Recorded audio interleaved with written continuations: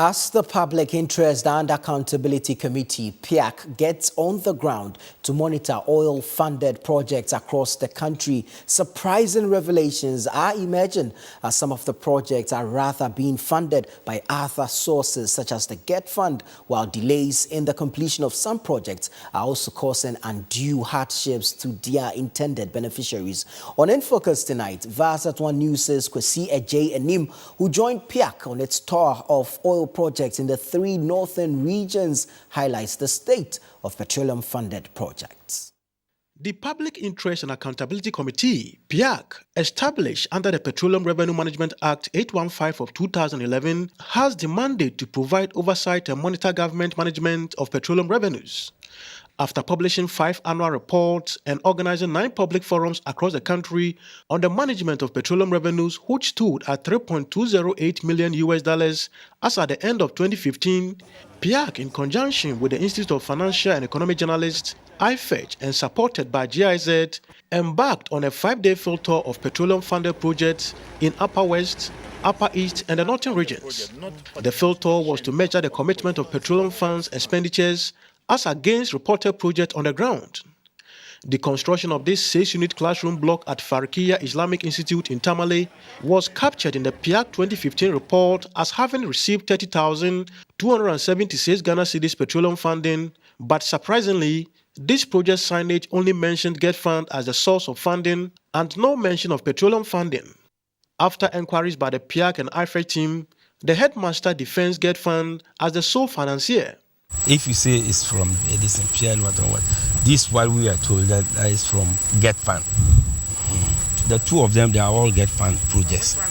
Again in Tamale, the upgrading of electrical power supply at the Bagabaga College of Education, with about 247,000 Ghana cedis petroleum revenue, has been abandoned for over 3 months, and the new transformer purchased by the contractor left in the open, leaving the college still with power problems.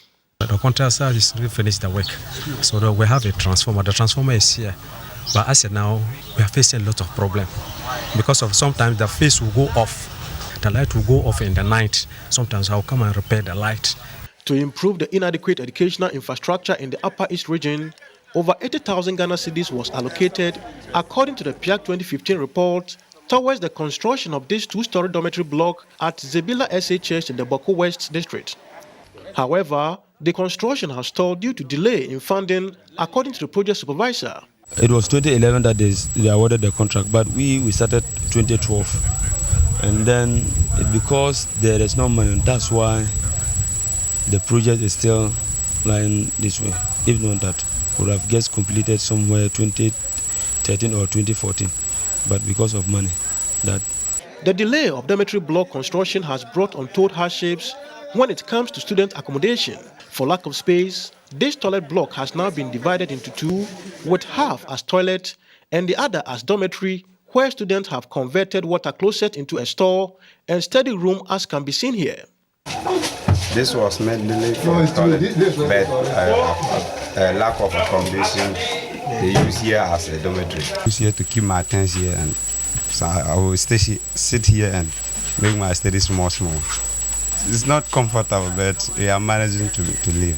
The chairman of PIAC, Professor Kingsley Basua, who led the PIAC and IFED team, was surprised at the level of monitoring of oil projects. And if you look around, you can see that they really need 2-story dormitory block.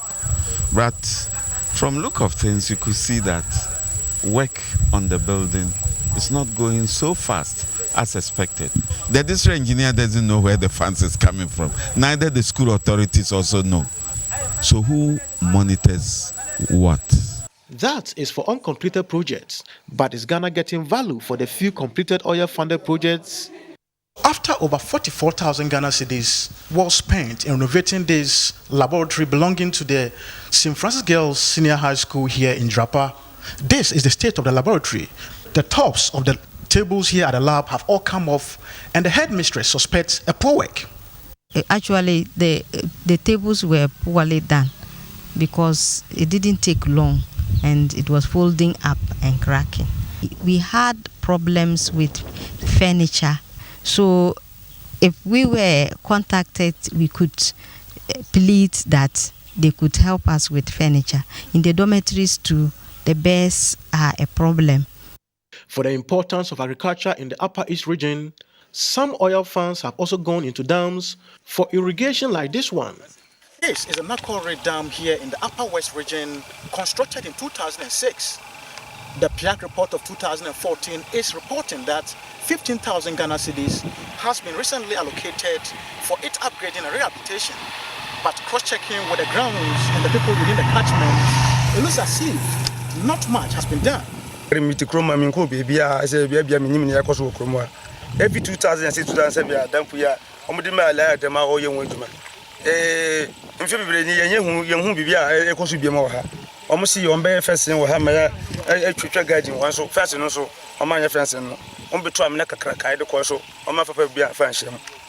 Money, who is a member of PIAC, representing the Ghana Journalists Association, believes journalists need to play their watchdog role in the utilization of petroleum revenues. In fact, this trip has been an eye-opening one, and it reinforces the need for journalists to activate their follow-up machinery in the spirit of comprehensive journalism. Under comprehensive journalism, once you do a story, don't go to bed, don't go to sleep. You follow it up to the logical conclusion. Following the oil money in the three northern regions, I am Kwesi Agyei Annim, Viasat News. The local news, proudly brought to you by Busy 4G Internet. Sasso Insecticide.